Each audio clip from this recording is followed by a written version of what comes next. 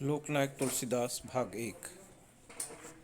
हिंदी साहित्य के समूचे इतिहास में गोस्वामी तुलसीदास का व्यक्तित्व अप्रतिम है। उनकी वाणी एक ऐसे समाधिस्थ चित्त की अभिव्यक्ति है जिसमें भारतीय दर्शन, धर्म और कला का अद्भुत समन्वय है। वह अनास्था के सिंधु में आस्था का बाड़वा नल है। वह केवल अतीत का काव्य नहीं है, अपितु आगत का बोधक और अनागत का दिशा सूचक भी है। उसमें कांता संबंधी उपदेश के साथ ही साथ परिनिवृत्ति की क्षमता भी है। उसमें काव्य कौशल और लोकमंगल की चरम परिणति है। एक पाश्चात्य विद्वान स्मिथ के शब्दों में मध्यकालीन हिंदी काव्य के इंद्रजालिक उद्यान में तुलसीदास का व्यक्तित्व सबसे ऊंचे वृक्ष के समान है। यद्यपि उनका उल्लेख आईने अकबरी अथवा मुस्लिम इतिहास ग्रंथों अथवा उनके आधार पर लिखे गए पाश्चात्य लेखों की रचनाओं में नहीं है, फिर भी वह अपने युग के सबसे महान कवि थे। वे अकबर से भी महान थे। स्मिथ ने उन्हें एक युग विशेष का जन सम्राट कहा है। वस्तुतः आज वह देश, काल और भाषा और धर्म की सीमाओं को पार कर सच्चे अर्थों में लोकनायक बन चुके हैं। किसी कवि के व्यक्तित्व कृतित्व को भली भांति समझने के लिए उसके परिवेश और व्यक्तित्व से परिचित होना आवश्यक है। सामान्यतः गोस्वामी तुलसीदास रचित 12 ग्रंथ प्रामाणिक माने जाते हैं, किंतु रामचरितमानस उनकी अन्यतम कृति है। उसे भारतीय संस्कृति का विश्वकोश कहा जाता है। वह हिंदी का सर्वश्रेष्ठ काव्य है ही, विश्व के इने गिने महाकाव्यों में भी उसकी गणना होती है।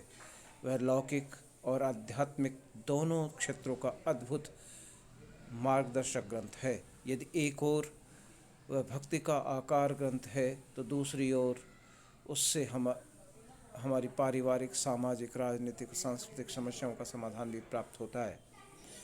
रामचरितमानस की इस महानता और लोकप्रियता का कारण क्या है, इस तथ्य का विवेचन करते हुए आचार्य हजारी प्रसाद द्विवेदी कहते हैं कि मानस की महत्ता का कारण है वाक तत्व के साथ विनायक तत्व का सामंजस्य। विनायक तत्व को आश्रय करके वाक तत्व अर्थ प्रकट करने में समर्थ होता है।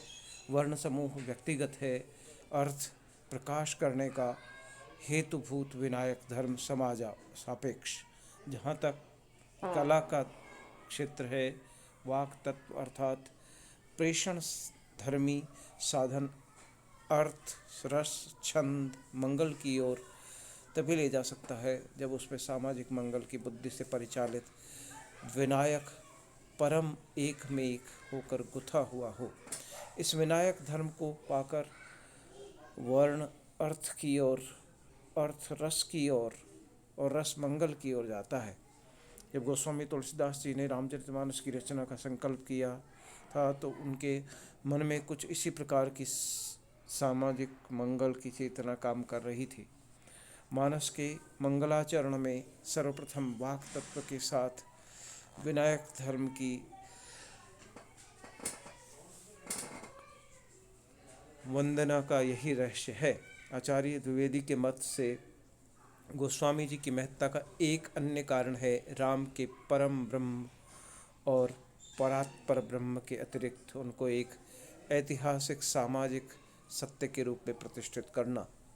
यदि यही तत्व मनुष्य को मनुष्य के साथ जोड़े हुए है, जो राम के रूप में, दशरथ पुत्र राम के रूप में विद्यमान है, जिसमें न जाने कितने सुधार हुए हैं, जो निरंतर गतिशील है। रामचरितमानस इसी ऐतिहासिक सामाजिक सत्य की स्थापना करता है। प्राचीन काल से लेकर अब तक भिन्न भिन्न भाषाओं में अनेक राम कथाकार हुए हैं, किंतु जो व्याख्याति गोस्वामी जी को प्राप्त हुई वह किसी अन्य कवि को नहीं। हिंदी के मूर्धन्य समीक्षक आचार्य रामचंद्र शुक्ल ने इसका प्रमुख कारण बताया है उनके द्वारा लोक धर्म और मर्यादावाद की स्थापना। उनके अनुसार लोक धर्म की 3 अवयव होते हैं, कर्म, ज्ञान और उपासना। गोस्वामी जी ने उपर्युक्त तीनों तत्वों का सामंजस्य करते हुए उस समय भारतीय समाज के बीच अपनी ज्योति जगाई, जिस समय नए नए संप्रदायों के खींचतान के कारण आर्य धर्म का व्यापक स्वरूप आंखों से ओझल हो रहा था। एकांगदर्शिता बढ़ रही थी। गोस्वामी जी ने यद्यपि भक्ति के साहचर्य से ज्ञान वैराग्य का भी निरूपण किया है, पर उनका सबसे अधिक उपकार गृहस्थों के ऊपर है, जो अपने प्रत्येक स्थिति में उन्हें पुकार कर कुछ कहते हुए पाते हैं, और वह कुछ भी लोक व्यवहार के अंतर्गत है, उसके बाहर नहीं है। इसके साथ ही गोस्वामी जी कट्टर मर्यादावादी थे। मर्यादा का भंग वे लोक के लिए मंगलकारी नहीं समझते थे।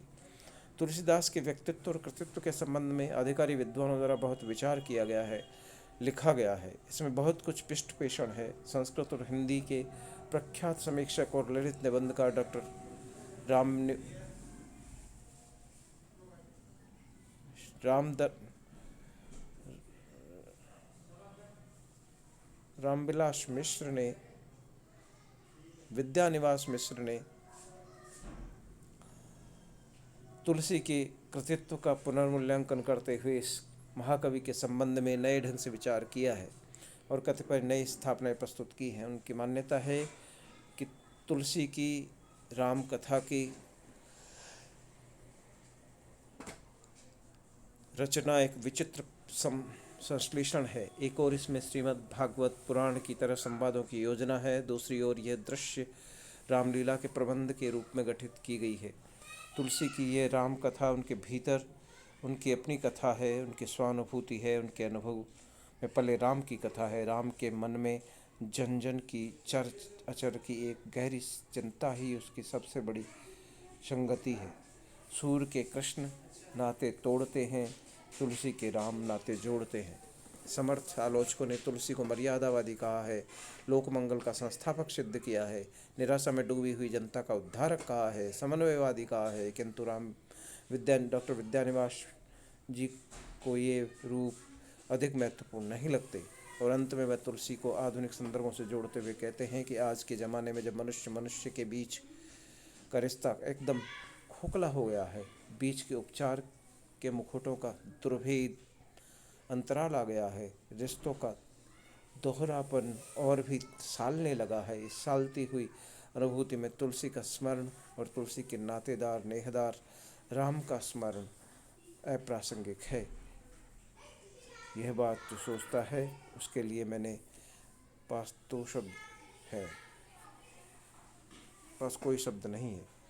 हिंदी भक्ति काव्य के शीर्षस्थ समीक्षक आचार्य विश्वनाथ प्रसाद मिश्र की मान्यता है कि गोस्वामी जी की स्वांतः सुखाय रचना वस्तुतः परांतः सुखाय से प्रेरित है। उन्होंने राम कथा ऐसे ढंग से कही कि बुद्ध अबुद्ध सबके हृदय आकृष्ट हो जाएं। इसके लिए तुलसीदास ने जितना श्रम किया, जितनी तपस्या की, जितनी बुद्धि लगाई, उतना परिश्रम निकाल कर अपनी रचनावली में रखा, वह सब उनकी अलौकिक लोक दृष्टि का परिचायक है। उनका रामचरितमानस लोकमत प्रधान ग्रंथ है। इस युग में ऐसी सामाजिक जीवन की व्यापक दृष्टि क्षेत्र भेद से तुलसीदास जी ने रखी, वैसे कदाचित ही किसी में मिले। उन्होंने सनातन पथ में ही ऐसा निर्दिष्ट राजमार्ग खोज निकाला जिस पर सब लोग समान रूप से चल सकते थे। ये मार्ग भेदभाव शून्य था। उनके द्वारा निर्दिष्ट भक्ति मार्ग साम्यवाद की तो नहीं, पर साम्यवाद की स्थापना करने वाला अवश्य था। वह शक्ति की उपासना के प्रति लोगों को आकृष्ट कर रहे थे, इसलिए उन्होंने राम के धनुषधारी स्वरूप की उपासना की। यही नहीं, उन्होंने भारत में हनुमत पूजा का प्रचार किया, जिनसे संलग्न शरीर संवर्धन के आयोजक अखाड़े देश की मिट्टी का मूल्य समझने वालों को खोज रहे थे। उनके द्वारा परिवर्तित रामलीला भी देवोत्थान और लोक संगठन का प्रयास और साहित्य पूर्ति का इतिहास लिए हुए है। तुलसीदास रस सिद्ध कवि थे, यद्यपि उनके काव्य में आचार्यों द्वारा निर्दिष्ट 9 रस विद्यमान है, किंतु उन्होंने काव्य के 9 रसों के अतिरिक्त एक रस विशेष को अधिक महत्व दिया, वह है भक्ति रस। गोरखपुर विश्वविद्यालय के प्रसिद्ध प्रोफेसर समीक्षक डॉक्टर जगदीश प्रसाद श्रीवास्तव ने तुलसी के काव्य में रस में यही प्रतिपादित किया है कि गोस्वामी की काव्य प्रेरणा का मूल तत्व भक्ति है, जिसे सहृदयता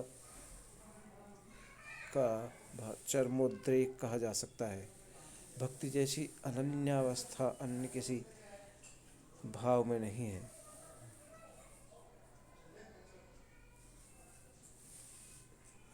तथा गोस्वामी जी के काव्य में समादिष्ट काव्य अन्य काव्य रसों की विसंतुलित तटस्थ समीक्षा की है। गोस्वामी तुलसीदास न केवल भक्त कवि हैं अपितु भारतीय सांस्कृतिक चेतना के सजग प्रहरी भी हैं। उन्होंने समकालीन सामाजिक, राजनीतिक, सांस्कृतिक तथा धार्मिक स्थिति का यथार्थ चित्रण किया है। प्रख्यात समीक्षक डॉक्टर प्रेम शंकर ने तुलसी रामचरित सांस्कृतिक संदर्भ में ये स्पष्ट किया है कि तुलसीदास के लिए कलिकाल भयावह है, मध्यकाल का भयावह यथार्थ है। केवल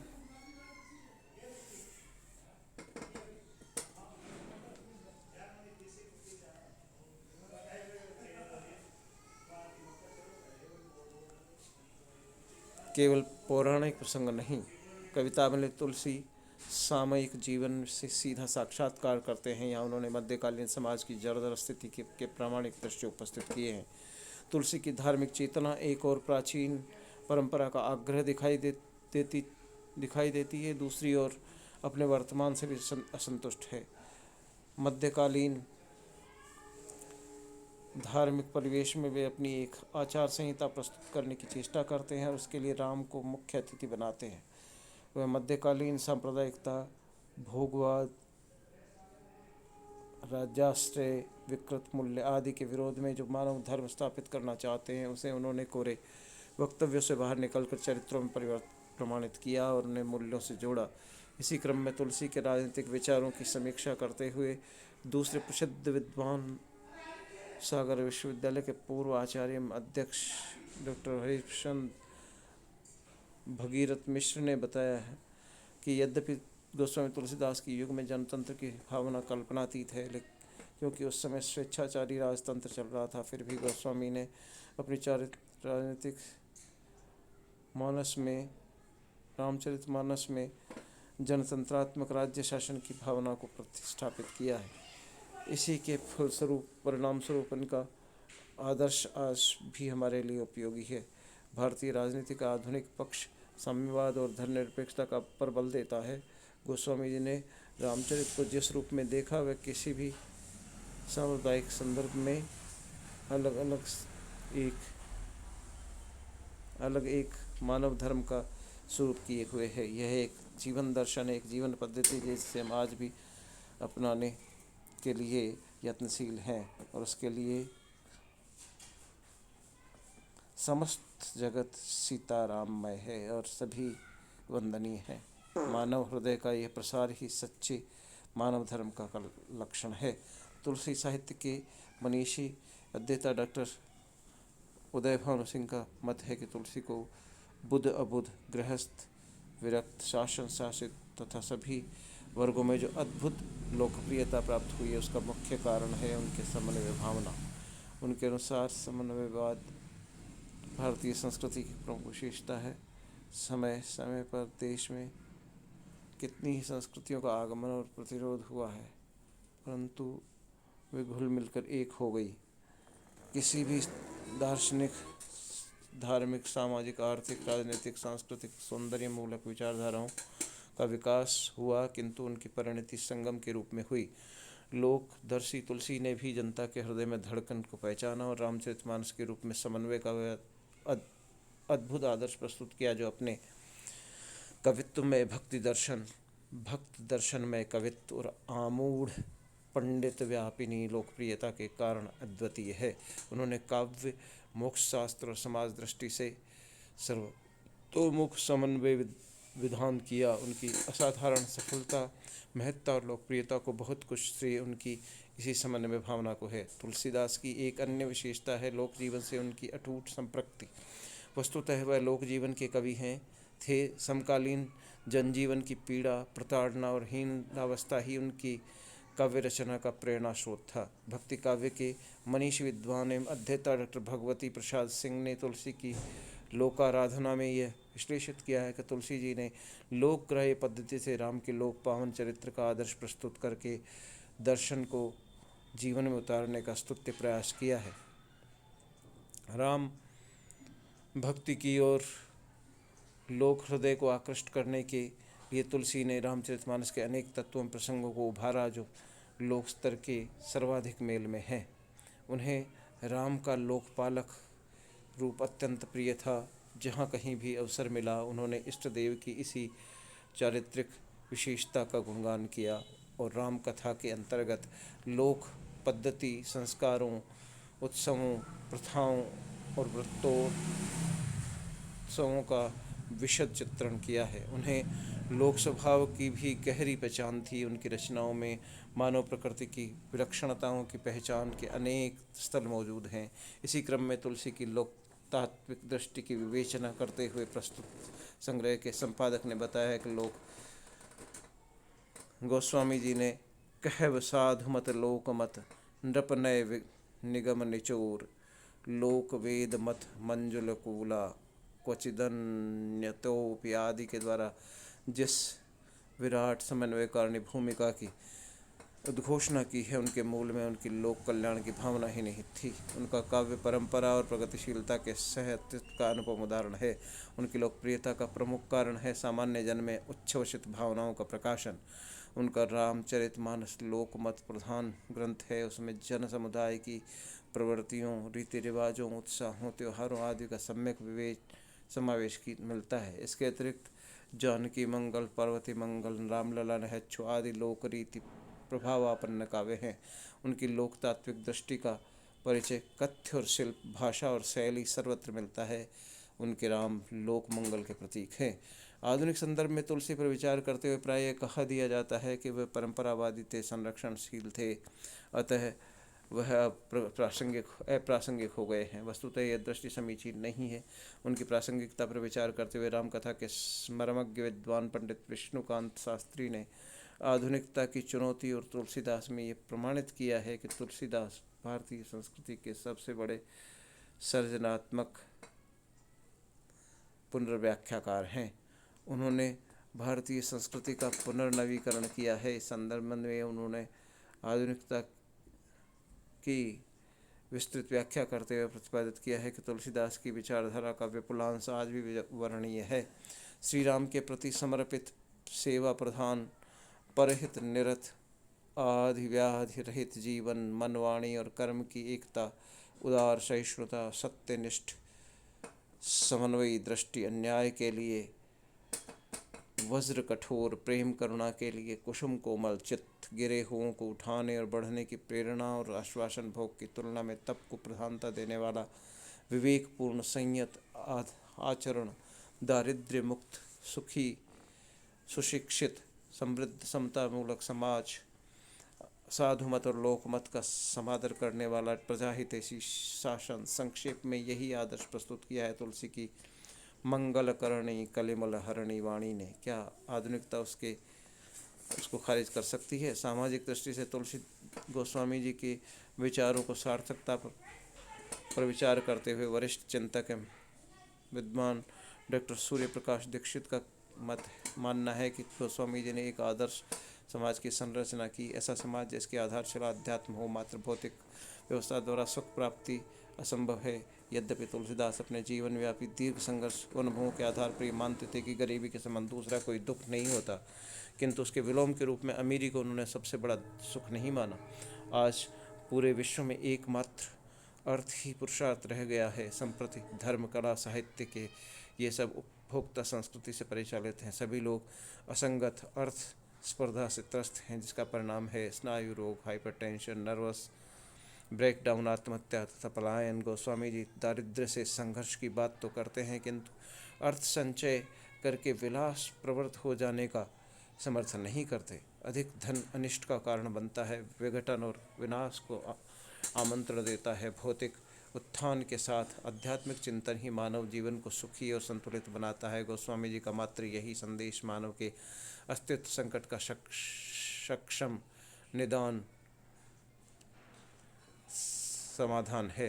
प्रासंगिकता के इसी क्रम में काशी विद्यापीठ के माननीय कुलपति प्रोफेसर राम कुमार त्रिपाठी ने विचार करते हुए गोस्वामी जी के काव्य में कतिपय नए बिंदुओं की तलाश की। उनका कहना है कि प्रदूषण, जनसंख्या, गरीबी, अशांति आदि आज पूरे विश्व की ज्वलंत समस्याएं हैं। आधुनिक विज्ञान, प्रौद्योगिकी, तकनीकी प्रगति, अंतर्राष्ट्रीय व्यापार और अंतर्देशीय संबंधों के फलस्वरूप सब एक देश की दूसरे देश पराश्रित होने की प्रवृत्ति बढ़ रही है। फलस्वरूप सार्वभौमिक मैत्री, सौहार्द, एकता तथा सामंजस्य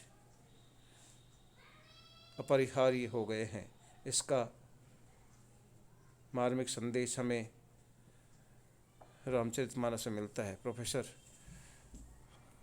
त्रिपाठी का मत है कि प्रदूषण का सीधा संबंध भोगवादी भौतिकतावादी संस्कृति से, जिसका एकमात्र निदान है आश्रम संस्कृति। आज का मानव आधुनिकता की चकाचौंध में न केवल जल, पृथ्वी, वायु को प्रदूषित कर रहा है, अपितु अंतरिक्ष को भी वैज्ञानिक उपलब्धियों से परिभाषाग्रस्त कर रहा है। यही स्थिति जनसंख्या विस्फोट की है, जिसके कारण आर्थिक वैषम्य बढ़ रहा है और सभी विकास योजनाएं निष्फल हो रही हैं। इस समस्या के समाधान का भी संकेत रामचरितमानस में मिलता है। इस दृष्टि से गोस्वामी जी ने न केवल आज के संदर्भ में प्रासंगिक है, बल्कि जब तक मानव जीवन इस पृथ्वी पर रहेगा तब तक उनकी प्रासंगिकता बनी रहेगी।